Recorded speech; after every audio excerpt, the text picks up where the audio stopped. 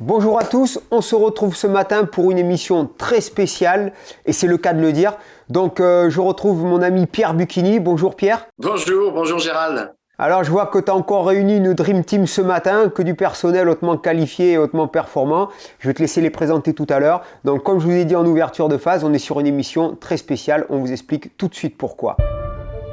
La vidéo que vous regardez existe grâce à l'association non lucrative Studio Phocéen. Pour remplir sa mission, l'association reçoit des dons et propose une boutique associée à la chaîne. Tous les bénéfices sont réservés pour la création de contenu vidéo. Le lien est disponible en description de la vidéo. Nous comptons sur vous, jeunes abonnés solides. Pierre, bonjour et je te laisse présenter nos intervenants d'aujourd'hui. Oui, alors écoute, c'est super de pouvoir se retrouver sur ce format à nouveau. Donc tu connais certains participants, ils vont se représenter, Christophe, le docteur Morgan Aldo, et puis aujourd'hui un invité très spécial comme tu l'as dit, qui va nous permettre C'est le cas de le dire. de progresser dans un univers très connu quand même, mystérieux, qui suscite beaucoup d'intérêt, qui fait rêver, qui peut créer beaucoup d'imaginaire et qui peut justement impressionner. Je vais te poser une question. Si je te dis la Tu me fais grenade, peur. Dès que tu me poses des questions, tu me fais peur. si je te dis la grenade, à quoi est-ce que tu penses? Tout de suite, une grenade qui explose. Hein. Une grenade qui explose. Alors, associé à la grenade, si je te donne des chiffres, par exemple, le chiffre numéro 1, le chiffre numéro 13, est-ce que ça te parle un peu plus? Je savais qu'en posant une question, tu allais me compliquer la vie et le cerveau. Écoute, je sais pas du tout, Pierre, franchement. Il y a le fruit aussi, hein. Il y a le fruit, la grenade, le fruit aussi, hein. Très bon pour faire la grenadine. Ouais. Si je te dis gendarmerie nationale, police nationale, voilà, est-ce que ça commence à... Écoute, la grenade, c'est l'insigne de beaucoup de corps d'armée. Et après, ça va dépendre du nombre de flammes qui jaillit de ce corps de grenade, qui est attribué à chaque corps d'armée. Donc, effectivement, là, tu t'orientes sur des corps armés. Poursuis. Voilà, troupe d'élite plutôt, troupe d'élite. Voilà. Et alors, l'idée va être avec David Sarkaira, qui va se présenter, de te faire partir progresser dans le monde des forces spéciales, des unités d'élite. Ça y est, j'ai trouvé Monsieur Cerquera qui a écrit le fameux livre Force spéciale. Comment s'entraîner pour être une force spéciale. D'accord. Ce livre, je l'ai, il est à côté de moi, il est là. Donc voilà, on va rentrer dans la découverte des tests, la préparation des tests d'admission, en fait, de recrutement pour intégrer ces troupes d'élite. Voilà, alors je propose à Christophe, au docteur Morgan Aldo et bien sûr à David de se présenter pour que nos internautes puissent progressivement se resituer et puis que l'on avance dans l'émission. Alors Christophe, est-ce que tu veux refaire petite présentation, voilà, pour celles et ceux qui éventuellement ne te connaîtraient pas encore? Christophe qui a été là à toutes nos émissions quasiment, hein, donc qui est maintenant un personnage connu de la chaîne. Absolument. Bonjour Gérald, bonjour à tous. Donc Christophe de Guibert, instituteur et animateur sportif dans une école. Et du coup, je suis très content d'accueillir David aujourd'hui pour qu'on puisse lui poser un max de questions. Merci Christophe. C'est Morgan, le célèbre médecin Morgan Aldo qui a fait un tabal sur la dernière émission sur la chaîne. Tu as croulé sous les questions et tu as vraiment interpellé l'auditoire qui a vraiment été intéressé par la phase de sommeil, tous ces détails que tu avais donnés là. Ouais, effectivement. Donc moi, docteur Morgan Aldo, je suis médecin généraliste et j'ai un diplôme universitaire de médecine du sport. Et j'ai écrit effectivement un livre sur le sommeil qui avait fait l'objet de la dernière réunion ensemble. Et c'est vrai qu'il avait plutôt bien fonctionné, c'était très agréable. Et je suis moi aussi donc sportif depuis de longues années. Et donc j'ai plein de questions à poser à David en termes d'entraînement et de préparation physique. Donc je suis bien content de pouvoir participer à cette émission. Merci beaucoup. Très bien. Et on arrive sur David, donc l'élément nouveau du jour, la star de l'émission pour aujourd'hui. Bonjour David. Bonjour Gérald, bonjour à tous. Écoute, je profite pour te remercier en direct du livre que tu m'as envoyé. Donc ça m'a beaucoup touché, j'ai vraiment beaucoup apprécié ta démarche. Je t'en remercie. Et donc je l'ai feuilleté, hein, j'ai ouvert plusieurs pages. Et c'est vraiment très très intéressant. C'est une véritable bible de l'entraînement. Je me demande où tu as pêché tout ça et je suis très intéressé que tu nous fasses part de ton parcours déjà, parce que tu es un personnage atypique, tu es un personnage très mystérieux. Donc tu auras, je pense, beaucoup de questions, beaucoup de personnes qui voudront s'intéresser à comment tu en es arrivé jusqu'à ce niveau. Et ça nous fait vraiment un grand honneur de te recevoir sur la chaîne aujourd'hui. Donc écoute, j'en dis pas plus, je te laisse te présenter parce qu'on est très impatient de te découvrir. Déjà, merci de m'accorder votre temps. Donc ça, je remercie vraiment. Donc 43 ans, donc David Cerquera. J'ai un double cursus universitaire. Donc j'ai un master 1 en biologie santé et un master 2 en STAPS, avec aussi un début de préparation physique. J'ai coaché pas mal de sportifs de haut niveau et j'étais aussi préparateur physique dans une équipe de rugby avant. Et il y a une dizaine d'années, j'ai créé en fait une entreprise, c'est Invictus Physical Coaching, où je postais aussi beaucoup de vidéos de mes entraînements, où il y avait beaucoup de dépassement de soi. Et il y a beaucoup de personnes qui ont adhéré à ça. J'ai commencé à coacher aussi pas mal de forces de l'ordre et qui se présentaient pour les tests d'unité d'élite. Et le bouche-oreille a fait que j'ai commencé à coacher vraiment énormément de forces de l'ordre.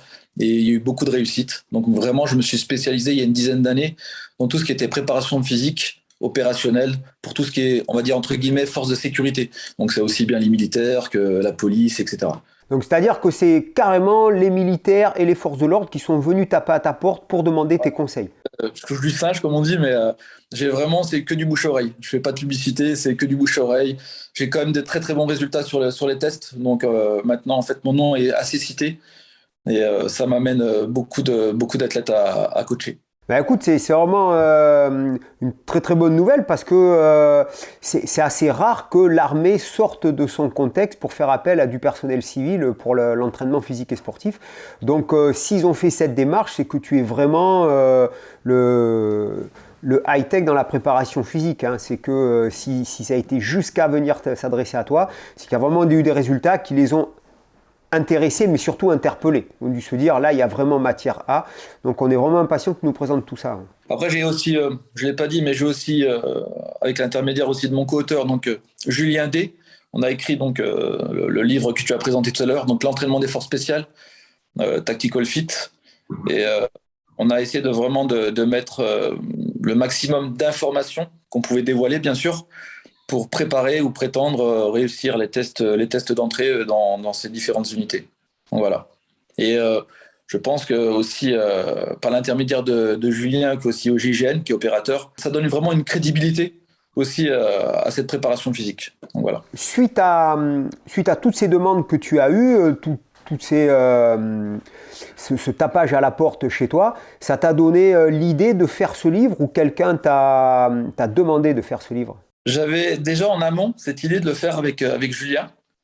Et il y a un jour, en fait, il y a une maison d'édition qui m'a contacté pour faire un livre entre guillemets sur le sport. Et moi, je leur ai dit, je fais écouter, je suis intéressé pour faire un livre, mais ça sera ce thème et ça sera avec cette personne. Donc j'ai donné mes conditions entre guillemets. Ils ont été d'accord. Et je me voyais pas sincèrement tout ce qui était connaissance vraiment physique. Là-dessus, il y avait aucun souci. Mais tout ce qui était connaissance militaire, n'étant pas opérationnel, je ne voulais pas, on va parler crûment, mais je ne voulais pas passer pour un mytho, de parler de quelque chose que je ne connaissais pas. Donc c'est pour ça aussi que j'ai demandé, c'est mon meilleur ami, un de mes meilleurs amis, pardon, vraiment d'écrire ce livre avec moi. Il était vraiment beaucoup plus pointilleux sur le sujet, il était vraiment à même de parler de ça, donc c'était pas mon domaine. Donc j'ai vraiment voulu faire ça. Moi, c'est vraiment tout ce qui est attrait physique. Ça, je tiens à le citer, parce que vous savez très bien comment ça se passe dans tous les réseaux sociaux. On trouve de tout et n'importe quoi. On trouve des coachs qui s'inventent coachs opérationnels, qui n'ont jamais eu de passé opérationnel ni quoi que ce soit. Moi, j'estime que je suis vraiment axé sur tout ce qui est préparation physique opérationnelle. Ensuite, bien sûr, tout ce qui est vraiment aspect militaire, c'est pas à moi, j'ai pas en fait assez de recul et assez de vécu pour parler de ça. C'est ce qui va donner, ton honnêteté va donner du crédit justement à ton ouvrage, parce qu'au moins toi tu es resté dans ta partie, tu as un spécialiste de l'opérationnel, ton ami qui lui s'est occupé de la partie opérationnelle, et de toute façon on va loin et on avance loin justement en unissant nos forces comme ça, hein. Donc toi tu as mis ta touche sportive, lui sa touche opérationnelle, et c'est ce qui explique le succès de ton livre, parce que c'est un énorme succès, ce que nous disait Pierre tout à l'heure. Il a été vendu, je pense, à 10 000 exemplaires à peu près, je pense. Là, il est en rupture de stock totale. Il va avoir une réédition, en fait. Donc, c'est pour ça qu'il va avoir une réédition février ou mars. Donc, il y a plusieurs personnes aussi qui interviennent. Normalement, on va pas faire de pub, mais Lara Tactico, il va intervenir. C'est un ancien FS, tout ce qui est sur le parti tir.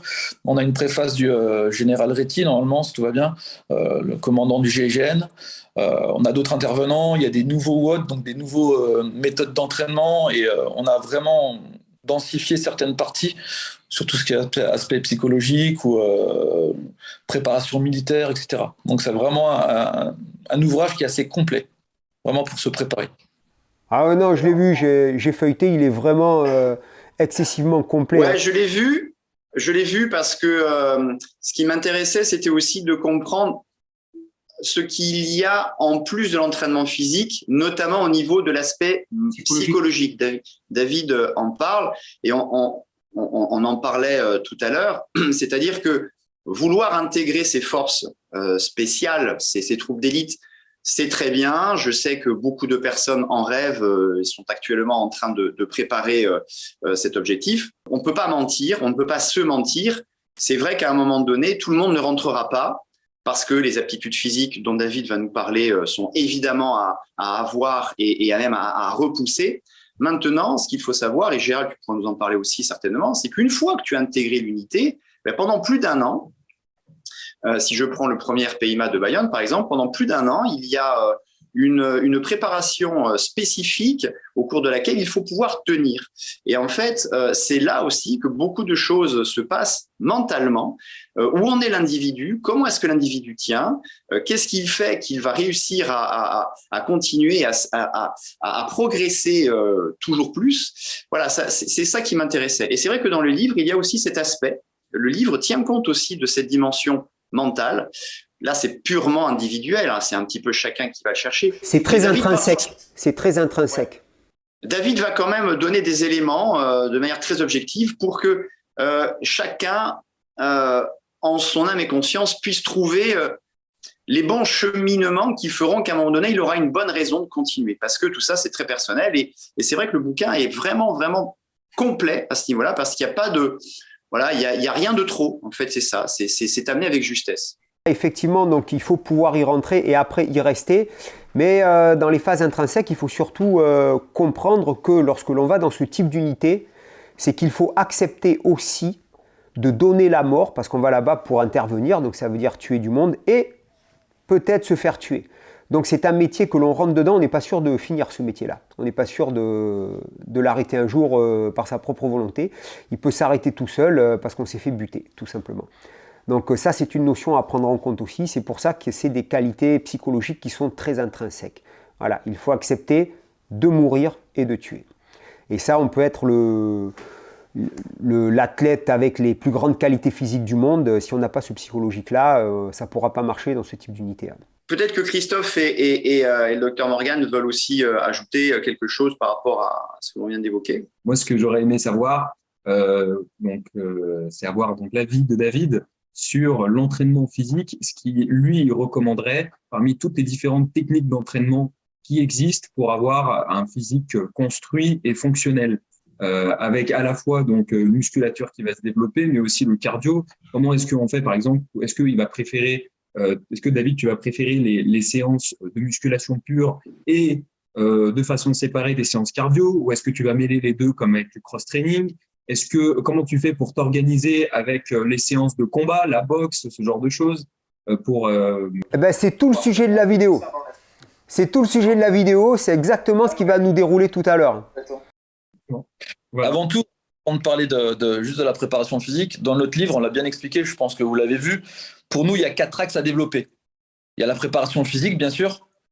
Il y a la préparation matérielle. Il y a la préparation psychologique. Et il y a la préparation intellectuelle.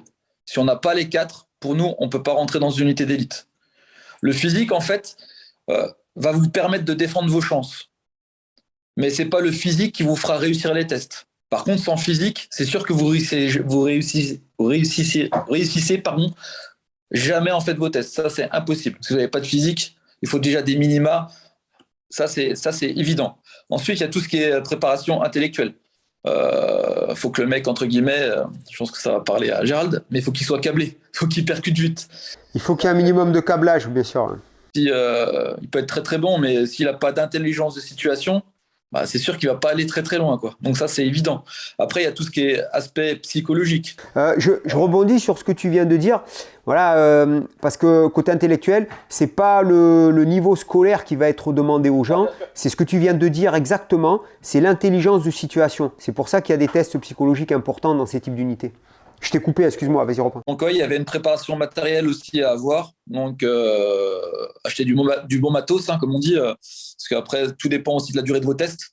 Mais si vous avez tout le temps un sac de couchage qui n'est pas du tout imperméable ou des choses comme ça, vous allez vraiment subir s'il pleut ou si vous dormez en extérieur, ça va être très compliqué. Donc vraiment aussi, cet axe de travail ne doit pas être négligé aussi pour la réussite de vos tests. Voilà, donc ça c'était les 4 points qui sont pour nous vraiment à travailler, les 4 axes de travail. Voilà. Vous voulez que je parle de la préparation physique maintenant? Je peux enchaîner. Bah alors par rapport à ces 4 points, est-ce que parmi les 3 autres intervenants, il y en a qui ont des questions ou des éléments supplémentaires à apporter?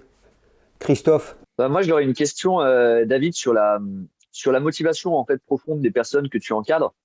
Qu'est-ce qu'elles attendent de toi et puis qu'est-ce qu'elles veulent au final pour leur vie.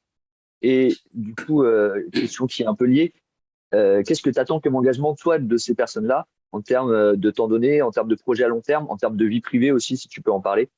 Voilà, c'est quoi leur dynamique finalement? Avant de parler de ça, ce qui est super intéressant, je voulais aussi parler aussi faut que naturellement aussi le candidat ait un leadership. Vous savez, s'il est déjà trop effacé ou trop réservé, c'est pas fait généralement, c'est pas fait pour des personnes comme ça. Il faut vraiment déjà avoir un caractère quand même affirmé. Ça ne veut pas dire écraser les autres, mais ça veut dire déjà avoir un charisme assez naturel, quoi. Avoir déjà montré qu'on peut commander telle ou telle personne dans une situation particulière, etc. Je pense que Gérald, tu es assez d'accord là-dessus ou... Non, mais complètement, hein, bien sûr, parce que de toute façon, le métier qu'on va choisir, notamment ce type de spécialité, il faut avoir des qualités intrinsèques de base. Tout le monde ne peut pas l'être. Voilà, moi, je prends toujours un titre d'exemple. On aimerait tous courir très très vite, mais on ne peut pas devenir sprinter si on n'est pas né sprinter. C'est-à-dire si le personnel il n'est pas tout simplement de manière physiologique équipé de fibres musculaires de type 2B. Il peut s'entraîner toute sa vie avec les meilleurs préparateurs du monde, les meilleurs moyens du monde. Ben, ce ne sera jamais un Carl Lewis ou un Usain Bolt. Voilà, parce qu'il y a des qualités génétiques, physiologiques de départ. Et dans ce type de métier, c'est exactement pareil. Hein. C'est comme un mec qui va être astronaute ou un plongeur en grand fond sous-marin. Il y a des qualités physiques et psychologiques qui sont adaptées à la personne pour faire ce profil de métier. Donc devenir un force spéciale, c'est vraiment des qualités intrinsèques à la base. Alors, pour répondre à ta question, Christophe, la motivation de mes candidats, on va dire ça comme ça, déjà aussi, c'est tout, mais c'est la vérité. Ils sont vraiment très patriotes. Ensuite, après, ça peut être un rêve aussi pour eux. Depuis tout petit, c'est comme ça, je veux faire ça. Donc, c'est vraiment un objectif qu'ils se sont donnés et pour eux, c'est comme si c'était aussi un rêve. Travailler et être dans une élite, atteindre vraiment, entre guillemets, hein, je peux faire une comparaison avec le sport, mais c'est être vraiment dans le haut niveau. Vous voyez, c'est pas être un simple sportif sans porter un jugement, mais c'est pas un simple sportif de base, c'est vraiment toujours être dans l'élite, vraiment être les meilleurs, avec les meilleurs, s'entraîner avec les meilleurs, faire partie des meilleurs. Donc ça peut être aussi un objectif vraiment important aussi pour eux. Ensuite, c'est aussi le spectre des missions. Plus vous arrivez dans des unités d'élite, plus on va dire ce qui va différencier par rapport à peut-être à d'autres unités, même intermédiaire ou un peu inférieur, entre guillemets, c'est le spectre des missions. Plus ça sera dur, plus ça sera élevé, plus les niveaux de compétences vont être importants, plus après ça va toucher que les élites. Donc c'est se dire, on n'est pas comme les autres, on fait quelque chose que personne ne fait. À part nous, il n'y a pas grand monde. Donc c'est vraiment aussi une poignée d'individus qui sont capables de faire ça. C'est aussi les compétences intellectuelles, des compétences être câblé, percuter très très vite, aussi au niveau physique, avoir une qualité physique qui est bien supérieure à la normale sur certaines actions. Donc c'est vraiment un complément, un tout qui fait que on peut se dire ouais, c'est là-dessus que je veux être, c'est là que je veux travailler, c'est ça que je veux intégrer. Après c'est aussi comme Gérald, il n'arrête pas de le dire, c'est intrinsèque à la personne. Ça dépend les motivations premières. C'est moi, j'ai envie de faire ça parce que je veux faire partie des meilleurs. Moi, je veux faire ça parce que je veux servir ma patrie. Moi, je veux faire ça parce que voilà, ça dépend aussi vraiment de la personne. Mais après, entre guillemets, on retrouve à peu près le même schéma. C'est vraiment la patrie, être patriote, donner son corps, donner sa vie pour servir la nation, sa famille, etc. Et après aussi faire partie, toucher vraiment le Graal parmi les missions qu'ils peuvent avoir. Ça, je pense que ça, c'est vraiment leur motivation première. Après, tu m'avais parlé quoi de l'autre question, c'était sur la vie de... Une fois que tu sens que cette personne elle a les qualités intrinsèques, qu'est-ce que toi, tu attends d'elle en termes d'engagement? Parce que du fait, Gérald l'a dit, il faut avoir des qualités premières, mais il faut aussi avoir, je pense, un contexte de vie où on est prêt à s'engager sur du long terme. On ne va pas avoir de contraintes extérieures qui vont nous faire arrêter un projet qui est un projet de vie finalement. Moi, je leur demande vraiment une motivation complète à 1000%, même à 10 000%, qu'ils soient vraiment concentrés dans ce qu'ils veulent faire. Si on commence une préparation et je sens que le mec, il n'est pas à fond, je sais qu'il ne va pas arriver au bout. Il faut vraiment avoir envie de ça, il faut vraiment le sentir. C'est moi, je veux faire ci, il n'y a pas d'autre moyen. Il faut toujours avoir un petit plan B quand même. Mais le plan B, on l'a dans un coin de la tête, mais on ne veut pas en parler parce que pour nous, on est vraiment focus que sur l'objectif final. Après, si on parle de qualité vraiment aussi familiale, il faut que la personne soit aussi stable. Mais il faut aussi comprendre que le conjoint ou la conjointe, entre guillemets, il faut que ça soit vraiment un support et pas un frein. Je dis n'importe quoi, je dis pas n'importe quoi, mais vous habitez en province, si vous voulez parmi une unité d'élite, je parle par exemple comme le GIGN ou le RAID, c'est en région parisienne, et si vous avez toujours vécu en province, après il faut faire le déménagement. La vie parisienne c'est pas du tout la même vie aussi. Donc peut-être que la personne est bien avec sa conjointe ou son conjoint, mais s'il réussit les tests, il faut déménager. Donc ça veut dire aussi que la personne va être obligée de suivre son conjoint pour réaliser le rêve de son conjoint, donc, et se mettre aussi peut-être un petit peu en retrait au niveau de son travail, s'il a un bon job dans le sud et qu'il est obligé de monter sur Paris. C'est vraiment un équilibre familial. Et il faut bien, avant de préparer des tests comme ça, si la personne est en couple, il faut vraiment déjà mettre tout sur table pour savoir si la personne aussi avec qui on est va vraiment nous encourager, nous pousser, nous soutenir au maximum. Parce que si vous sentez que ça bat déjà un petit peu de l'aile, vaut mieux que ça finisse avant, que ça finisse aussi pendant les tests. Parce qu'après, on peut se dire, plus on avance aussi dans les semaines et on est en train de réussir, on peut se mettre aussi nous-mêmes en échec. On va se dire, attends, mais si je réussis vraiment, est-ce que ma vie familiale va pas en pâtir? Est-ce que ma conjointe va me suivre? Ou est-ce que mon conjoint va me suivre? Donc, il faut peser aussi le pour et le contre.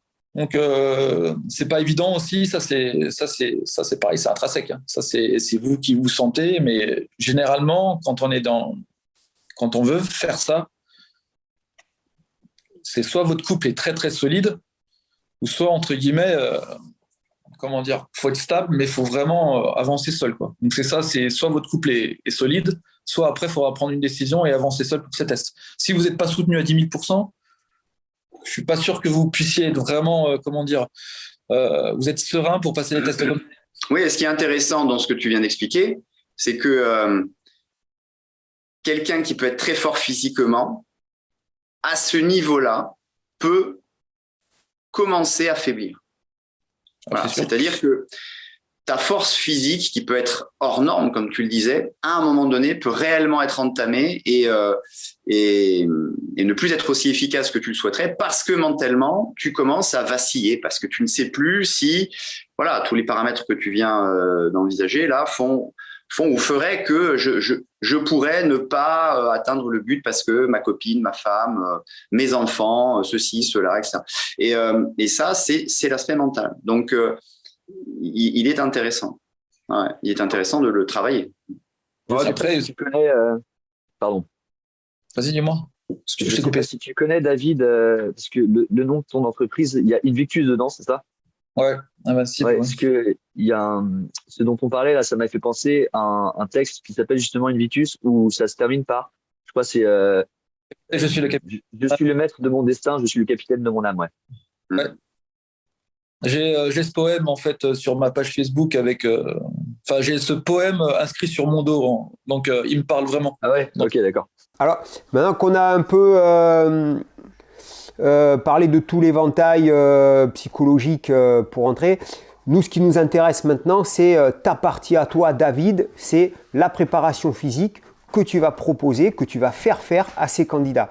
Donc, le gars, il vient chez toi, il tape à ta porte, il te dit « Bonjour, je veux que vous me prépariez pour devenir un force spéciale de l'armée française. » Comment est-ce que tu procèdes? Alors c'est simple, moi j'ai basé ma préparation physique sur le développement de la force maximale. Plus on est fort, nerveusement parlant, plus après on pourra le transférer. On appelle ça au niveau des agrès, traction, pompe, dips, toast to bar, etc. Maintenant, c'est ce que je dis tout le temps, c'est pas parce qu'on est bon en développé couché, par exemple, qu'on va être bon en pompe. Il y a un transfert de force entre les deux. Et le transfert de force, c'est ce qu'on appelle de l'endurance de force, qui est pour moi la clé de ma préparation physique. La base, c'est la force maximale. Et l'endurance de force, c'est la clé de ma préparation physique. L'endurance de force, c'est être capable de réitérer des efforts violents le plus longtemps possible avec un minimum de récupération. C'est ça être opérationnel, c'est ça être rustique.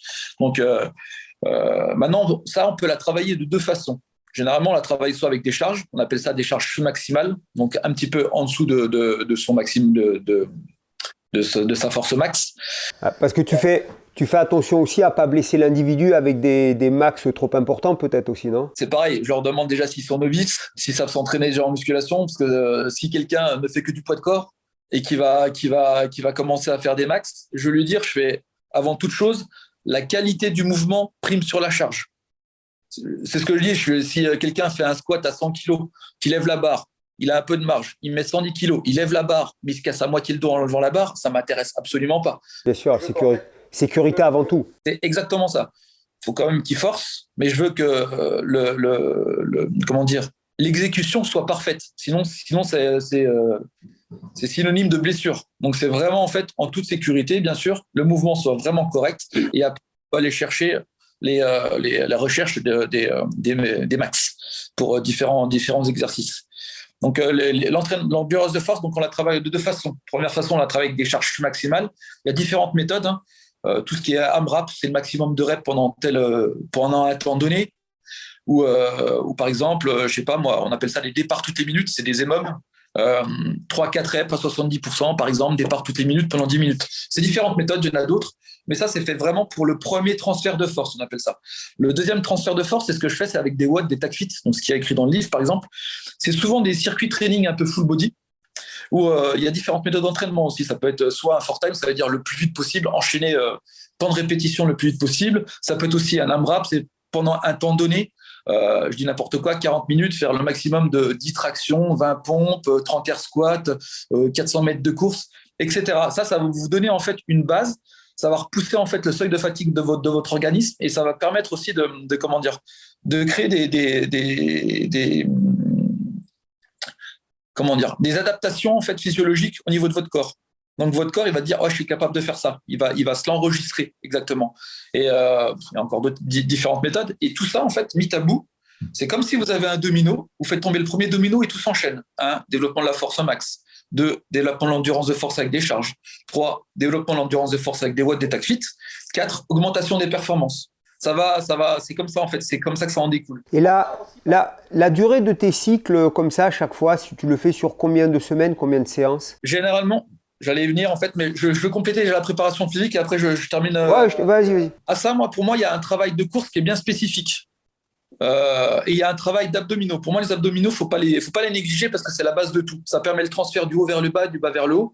Ça permet aussi d'être de plus gainé et ça permet aussi d'avoir des meilleurs appuis sur la course. Donc, qui dit meilleurs appuis sur la course dit une meilleure économie sur la course. Donc, plus vous serez gainé, et vous aurez aussi encore des meilleurs résultats au niveau de la course à pied. Donc ça, c'est hyper important. Pour moi, les abdominaux, on va dire c'est 2 à 3 fois par semaine. Et si on a à faire qu'une séance d'abdos, ça n'excède pas 30 minutes. Au-delà de 30 minutes, les abdominaux, c'est plus du tout qualitatif. Donc, une vingtaine de minutes, ça suffit amplement. Donc, vous pouvez varier tous les exercices, etc. Maintenant, la planification de la semaine, elle se fait de cette façon. Un jour sur 2, j'alterne tout ce qui est vraiment développement de la force et développement de l'endurance de force avec soit des charges ou soit des comment ça s'appelle, soit des WOD, des tag fit, ce qu'on appelle. Et l'autre jour, le WOD, c'est bien Work of the Day, hein, c'est le travail du jour. Ouais, excusez-moi pour l'appellation, oui, c'est bien ça. C'est le circuit training, entre guillemets. C'est le workout of the day, c'est ce que vous allez faire en fait. Il y a différentes méthodes, c'est ce que je vous ai expliqué avant. Et un jour sur 2, on travaille avec tout ce qui est course et abdominaux. Donc ça veut dire que lundi, par exemple, lundi, mercredi, vendredi, vous allez avoir de la force et un WOD. Mardi, jeudi, samedi, vous allez courir et faire des abdominaux. Pour moi, ça, c'est la meilleure planification possible. Le dimanche, généralement, c'est off. Tu me posais une question, Gérald, c'était pour savoir en fait la durée des entraînements ou l'intensité, c'est ça? Ouais, en fait, ce qui m'intéresse là, c'est le nombre de séances par semaine. Ben, tu viens de le dire, tu as 6 séances par semaine avec un jour de repos, c'est ça. Et donc, ben, toi, là, tu viens de répondre en fait, c'est-à-dire que tu mélanges dans la semaine la force et l'endurance. Ouais, pour moi, c'est ça, ouais. Alors, parce qu'il y a beaucoup d'entraîneurs, par exemple, ils vont faire des cycles de force, tu vois, sur 2-3 semaines, et après, ils vont faire un cycle d'endurance, 2-3 semaines. Et il y a aussi le procédé, comme toi, tu viens de dire, où ils mélangent dans la semaine la force et l'endurance. Donc, toi, tu as plus opté sur ce format-là. Pour moi, c'est celui qui est le plus complet pour tout ce qui est opérationnel. Le plus rentable. Le plus rentable pour un opérationnel, d'accord. Les championnats de France, par exemple, de force pure, de force athlétique. Et j'étais très très fort. Par contre, j'avais pas les qualités physiques aussi de l'endurance de force, vous voyez. Et au bout d'un moment, il faut prendre conscience que c'est pas la peine de trop comment dire, favoriser une qualité par rapport aux autres. Donc, faut être, en fait, entre guillemets, pour réussir des tests comme ça, il faut être bon partout. On ne demande pas complet. Ouais, le plus complet possible pour moi, c'est être bon partout. C'est pas être moyen, c'est être bon. On ne demande pas l'excellence dans tel ou tel. Après, si on est bon en force, bah, tant mieux, quoi. Je veux dire, si on a une qualité physique par rapport à d'autres, c'est encore mieux. Mais pour moi, c'est vraiment essayer d'être le plus complet possible, donc d'avoir à peu près un niveau assez bon partout. Ben, en fait, c'est ce qui, pour vraiment concrétiser tout ce que tu dis, ce qu'on entend souvent chez les forces spéciales, c'est qu'ils le disent haut et fort. On ne veut pas d'athlètes de haut niveau. On veut des gens qui passent partout, qui savent tout faire. Exactement, c'est ça. Maigre. C'est ça, ouais. Maigre, après, oui, c'est plus militaire. Après, ouais, ça dépend en quelles unités, mais c'est vrai que les chamègres, c'est un peu plus mini, quoi. Mais ouais, c'est ça, entre guillemets, moi, j'alterne vraiment pour être le plus complet possible. Et j'ai remarqué... Tiens, juste une chose, pardon. David, est-ce que tu peux, et Gérald, est-ce que vous pouvez requalifier la notion de chat maigre de manière à ce que des personnes qui ne connaîtraient pas ce terme puissent bien se rendre compte de quoi il est question. Parce que moi, je parlais du premier PIMA tout à l'heure, je sais que je sais que pour sauter en parachute, Gérald, tu confirmes, apparemment, il ne faut pas excéder 90 kilos de poids de corps. Donc, je sais qu'il y a des gars qui cherchent à sécher au max pour pouvoir sauter, sinon ils ne sauteront pas. Alors, bon, chat maigre, qu'est-ce que ça veut dire? C'est quoi? Tu veux que je réponde, David, là? Vas-y, si tu veux, oui, vas-y. Donc, le chat maigre, en fait, c'est quelqu'un qui doit passer partout. Il doit être musclé, sec. Ouais, et puis moi, je rajoute avec la plaisanterie, symétrique et strié, et si possible bronzé selon la période de l'année. Non, mais pour être sérieux, donc voilà, le chat maigre, c'est quelqu'un qui est capable de passer partout.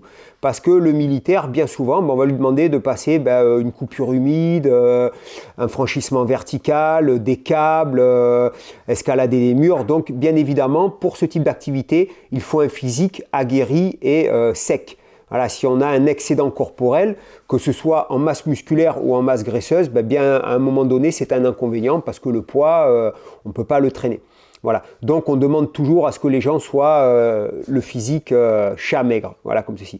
Ensuite, pour un force spécial, ce sera un peu différent parce que lui, on va lui demander un peu plus de rendement sur l'impact en lui-même.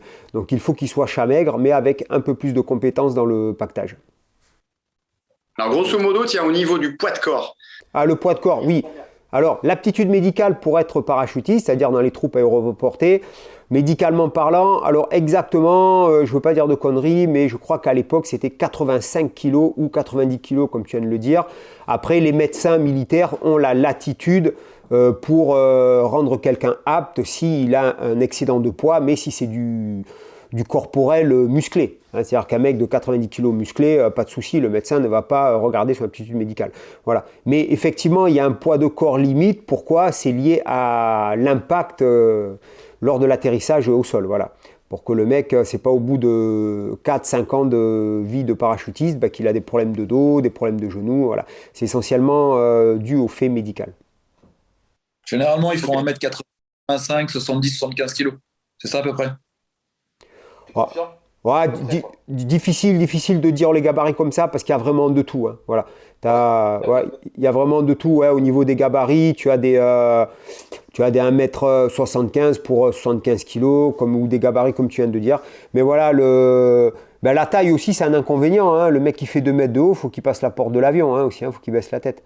Donc voilà, c'est vrai que sur la taille, c'est pas spécialement précisé, mais le poids, on est dans les 85-90 kg avec le médecin qui va mettre sa griffe. Ok, merci. Après, comme le disait David, dans l'entraînement qu'il propose, il y a aussi des biais qui peuvent permettre à des personnes qui ont une corpulence plus forte de pouvoir quand même optimiser, par exemple, leur course, comme tu disais, avec les abdominaux. Après, ce que je leur demande, c'est d'être le plus affûté possible. Tout poids supplémentaire, comme Gérald l'a dit, ne sert strictement à rien. Je veux dire, si le mec fait 80 kilos, mais qu'il est un peu, parler comme ça, mais il est un peu fat, faut qu'il perde 3-4 kilos, parce que c'est 3-4 kilos qu'il va subir aussi pendant son prestage. Donc, c'est pas la peine non plus d'arriver vraiment ultra sec, c'est pas ce qu'on vous demande, mais il faut arriver quand même déjà affûté. Parce que les 3-4 kilos supplémentaires, c'est les 3-4 kilos que vous allez avoir si vous avez un pactage de 20 kilos, ça fera 20 kilos plus encore 2-3 kilos ou je sais pas, 3-4 kilos de gras qui vous sert strictement à rien. C'est pareil, vous faites des tractions, c'est comme si vous étiez lesté par 3-4 kilos qui ne vous sert strictement à rien. Donc déjà, délestez-vous de 3-4 kilos, vous allez peut-être faire une rep ou deux de plus. Vous savez, c'est être le plus optimal avec le corps que vous pouvez avoir. Donc c'est vraiment le meilleur rapport poids-rendement. Donc c'est ça qui est important. Ouais, le rapport poids-puissance. Et comme il dit David, à un moment donné, vous prenez les records du monde de poids. Hein. Le mec qui va faire un développé couché à 150 kg, c'est son max. 151 kg, il n'arrive plus. Vous voyez, 1 kg, ça fait la différence. On est dans les mêmes ratios. Quand le mec il a un poids de corps un peu trop élevé, il ne va pas pouvoir passer par-dessus un obstacle ou avancer plus loin. Et alors, David, pour reprendre sur les entraînements, donc toi, tu es donc, comme tu viens de nous le dire, sur 6 séances par semaine avec un jour de repos par semaine. Tu vas alterner la force et l'endurance.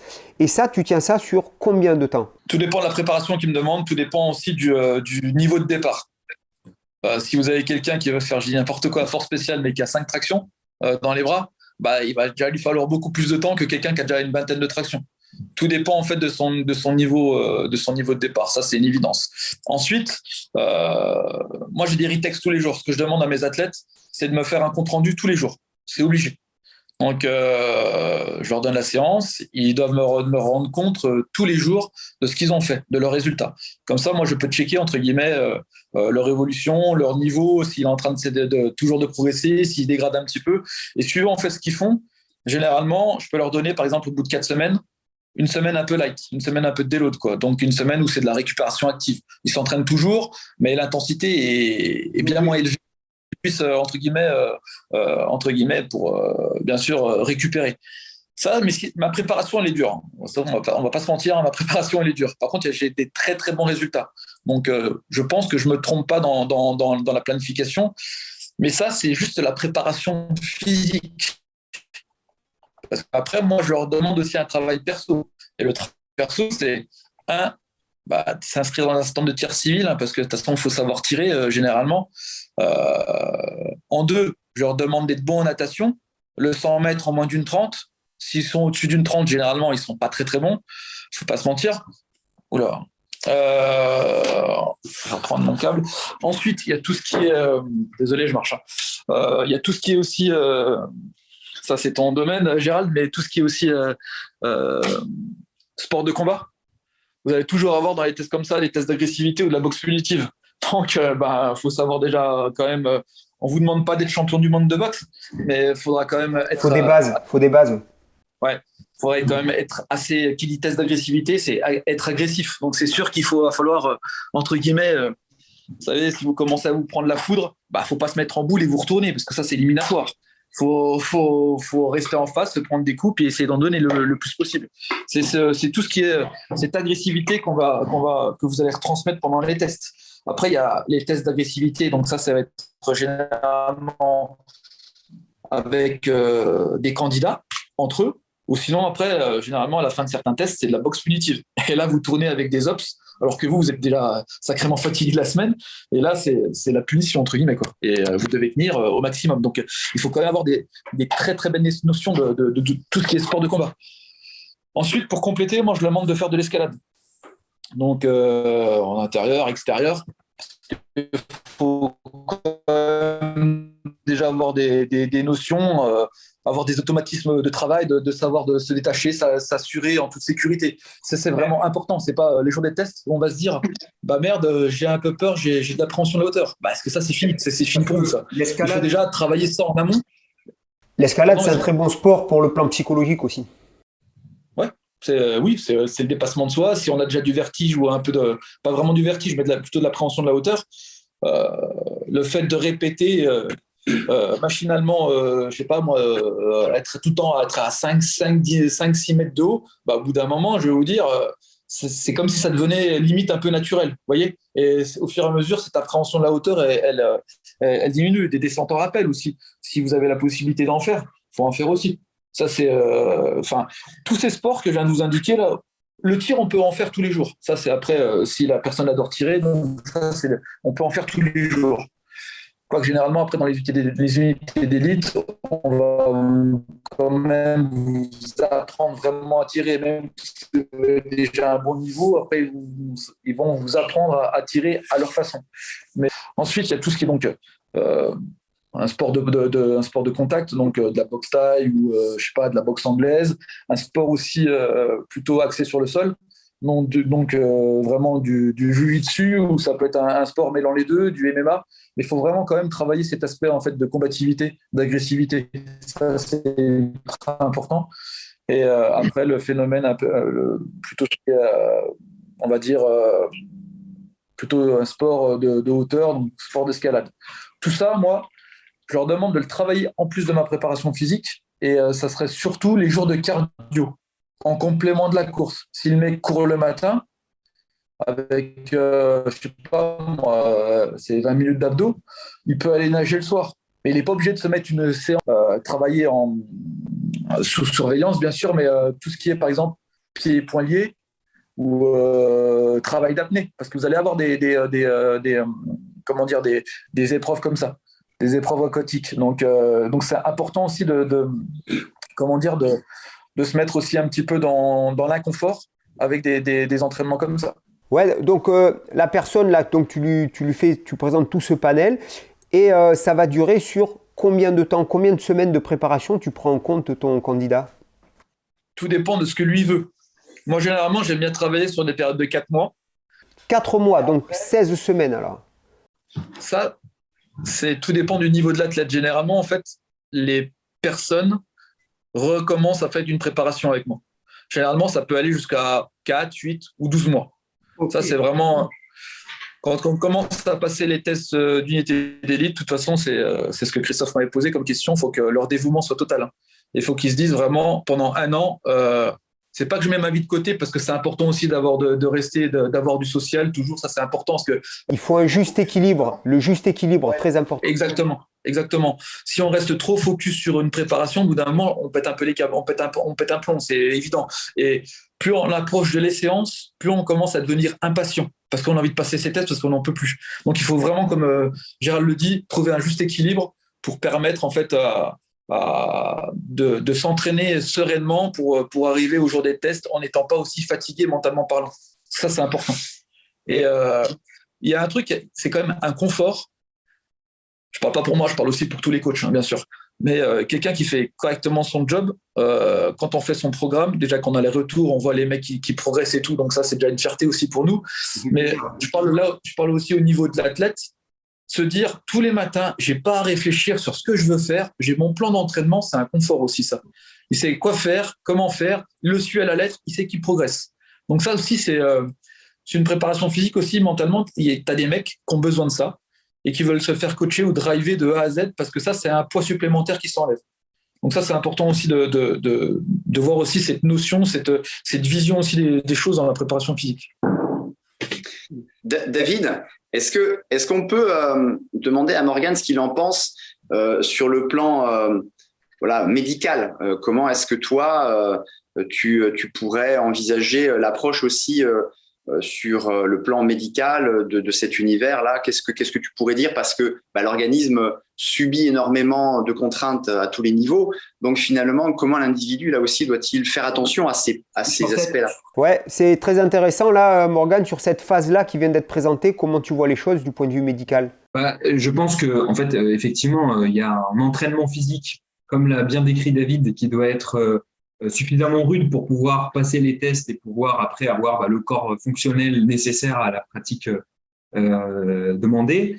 Et donc, pour pouvoir assumer cet entraînement, il faut avoir une récupération qui soit suffisamment bien entendu. Et comme David, tu l'as dit, il faut prévenir. La meilleure façon d'éviter les blessures, c'est de les prévenir déjà pendant l'entraînement en faisant des bons mouvements. Comme tu l'as dit, le mec qui aura une technique toute pourrie, évidemment qu'il va se blesser. Et là, tu peux faire tout ce que tu veux, tu n'auras pas anticipé la blessure correctement. Voilà, donc ça, c'est la première chose. La deuxième chose, c'est avoir, il y a l'entraînement en tant que tel, et puis il y a tout le reste pour soigner son corps. La dernière fois, je ne vais pas revenir dessus, mais on avait parlé du sommeil. Donc ça, c'est un aspect absolument capital dans la prévention de la blessure et dans la progression de l'entraînement, par tout l'essor des différentes hormones qu'il peut y avoir, comme l'hormone de croissance, la testostérone, etc. Il y a la pratique des étirements au bon moment. Ça, c'est David qui pourra en parler même mieux que moi. Moi, j'aime beaucoup la pratique des automassages. D'ailleurs, il y a le livre de Christophe Cario, Un corps sans douleur, qui est excellent à ce sujet. Tiens, un petit clin d'œil à Christophe Cario. Exactement, donc, parce qu'il faut rendre à César ce qui est à César. Et son livre est vraiment très bien. Bien entendu, une bonne nutrition, ça va avec le fait de progresser dans l'entraînement, mais aussi, par exemple, d'avoir un système général au niveau des reins, du foie, etc., qui fonctionne bien, et donc d'avoir tous les apports en micronutriments et en macronutriments possibles. Et pour la nutrition, vous pouvez aussi aller chez Christophe Cario, chez NutriPure. Ouais. Et puis donc oui, c'est tout cet ensemble-là en fait qui va permettre d'éviter la blessure et l'écoute de son corps. C'est-à-dire que moi, j'ai pour dogme de dire j'écoute les sensations de mon corps et en ce qui concerne notamment la douleur. Si j'ai des mouvements que je fais sur lesquels j'ai des mauvaises sensations, je les arrête. Lorsque je sens que j'ai trop forcé, je m'arrête. Lorsque je sens que j'ai une fatigue nerveuse, parce que David, ça, pareil, tu connais mieux que moi, mais moi, quand je fais mon entraînement pendant des mois, au bout d'un moment, je sens que je suis claqué. C'est si je pousse là-dessus, je sais que je vais finir par me blesser à un moment ou à un autre. Alors que si je prends quelques jours de repos, et quand je dis repos, ça peut être un repos actif avec des séances plus courtes, plus légères, plus light, je sais que je vais pouvoir récupérer et donc diminuer le risque de blessure. En fait, il y a même sur le plan. Après, moi, si j'ai ma casquette de médecin, j'entre vraiment dans le traitement de la blessure. Et ça, c'est vraiment purement médical. Sur le plan de la prévention, en fait, c'est des choses qui sont assez instinctives et que finalement tout le monde connaît. Hein. Et Morgane, j'avais une question aussi.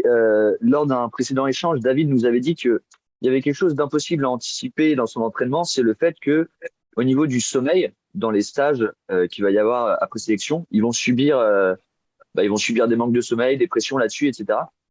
Et alors, toi qui es spécialiste du sommeil, est-ce que ça peut s'anticiper, ça? Alors, en tant que tel, je ne suis pas spécialiste du sommeil. J'ai écrit un livre sur le sommeil et moi, je suis médecin généraliste. Pas usurper un titre qui n'est pas le mien. Absolument.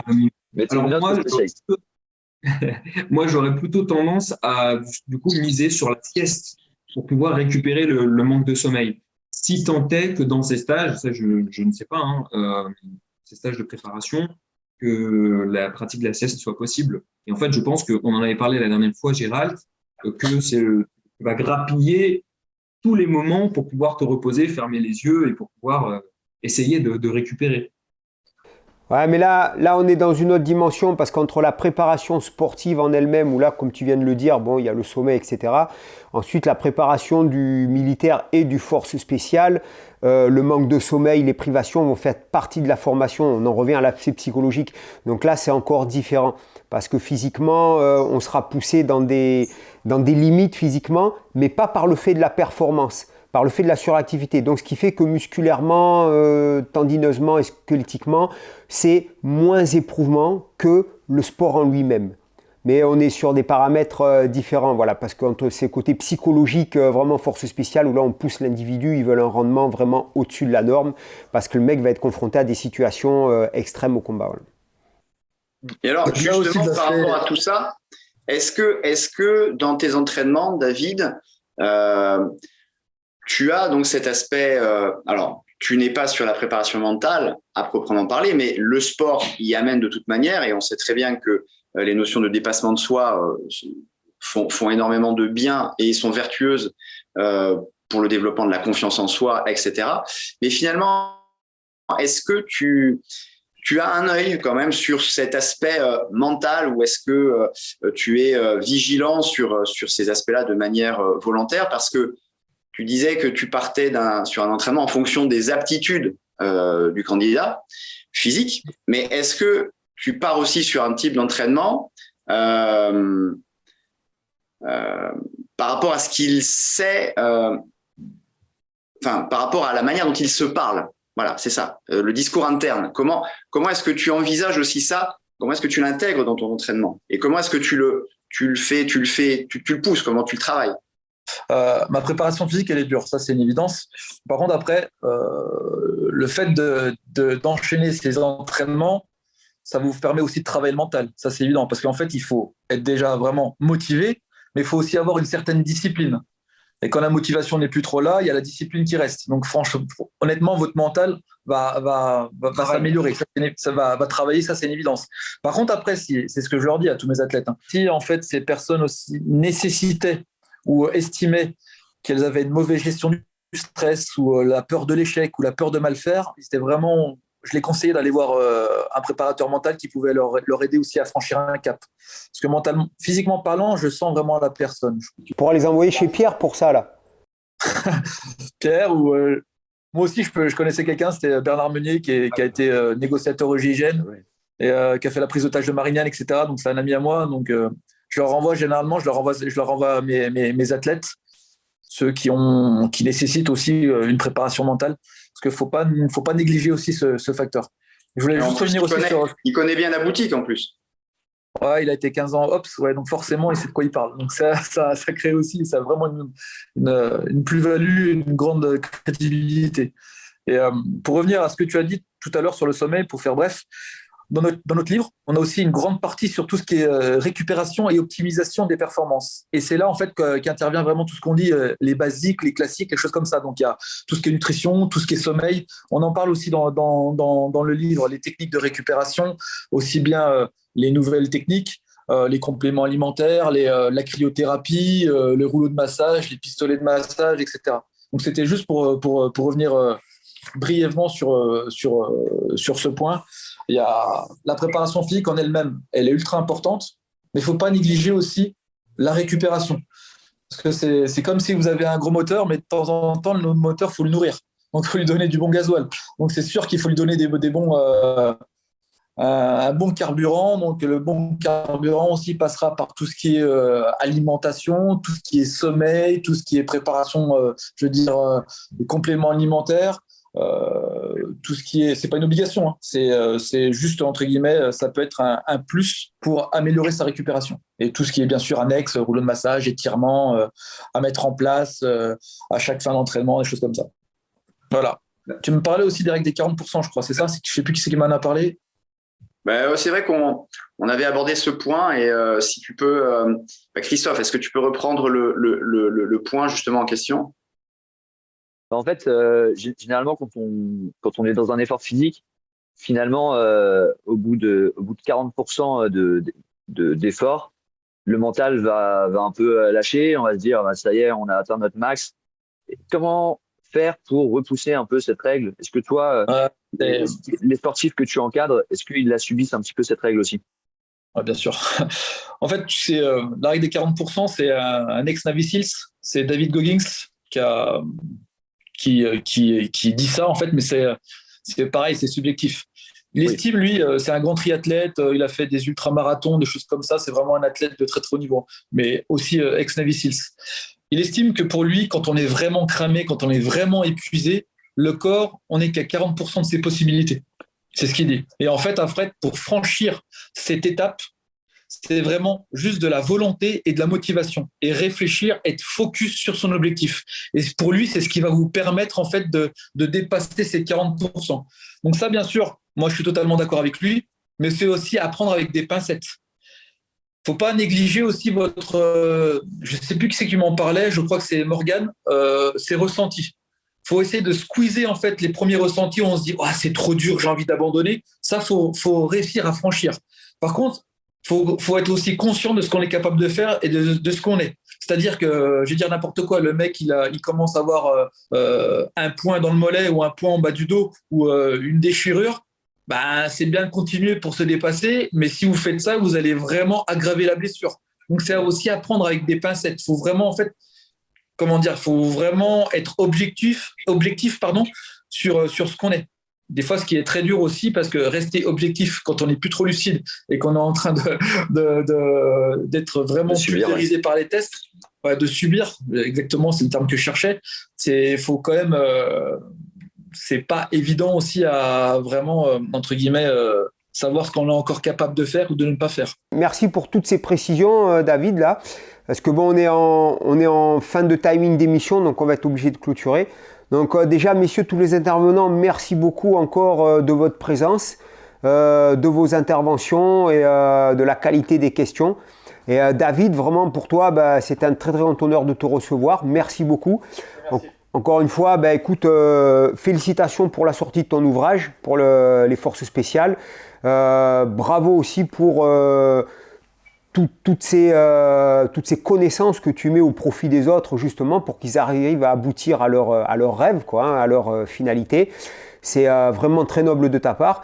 Et j'espère qu'on aura l'occasion de se rencontrer et de partager, parce que toutes tes connaissances sont vraiment passionnantes, quoi. Vraiment, avoir un tel vécu et le partager aujourd'hui, vraiment, je peux que t'en féliciter et je te remercie sincèrement, quoi. Donc, ce sera avec grand plaisir que... Merci de m'avoir accordé du temps. C'est avec grand plaisir. Tu peux remontrer ton livre, là, tu l'as avec toi? La Bible. La Bible, voilà, l'entraînement des forces spéciales, avec toi comme préparateur physique et ton camarade qui s'occupe de la préparation beaucoup plus psychologique et technique. Donc, merci beaucoup à tous, messieurs. Et Pierre, on se retrouve rapidement pour une prochaine émission avec ta Dream Team.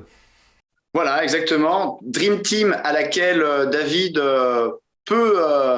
on espère qu'il sera là. Hein. On espère qu'il sera là. L'idée, c'est de te dire, tu es avec nous, hein, tu restes avec nous si tu le veux, si tu en as le temps. Et merci beaucoup, évidemment, pour ta présence, tes explications.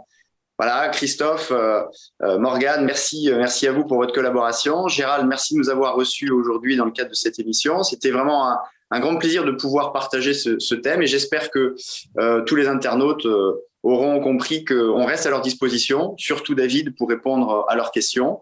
Voilà, l'idée est peut-être aussi de réitérer une nouvelle émission autour de ce thème parce que il y a encore beaucoup à dire, donc on peut aussi envisager de prolonger le thème sous un autre format en fonction des... Et puis on a des spécialistes de plus en plus pointus là, hein. Bon, déjà avec toi Pierre qui est à la pointe de la préparation psychologique, Christophe avec toutes les préparations par rapport aux enfants, par rapport au système scolaire, Morgane Aldo, le célèbre médecin de la chaîne, d'accord, capable de répondre à toutes vos questions, et maintenant le préparateur physique certainement le plus en pointe aujourd'hui au niveau national et peut-être international aussi, c'est David. Donc merci beaucoup. Messieurs, je vous remercie à tous, je vous souhaite un bon week-end. Et on se retrouve très rapidement pour une prochaine émission. On termine notre émission, on vous remercie de l'avoir suivi. Elle est réalisée grâce à l'association Studio Phocéen. N'hésitez pas à poser des questions à tous les intervenants, ils vous répondront avec plaisir. On se retrouve très bientôt pour une prochaine.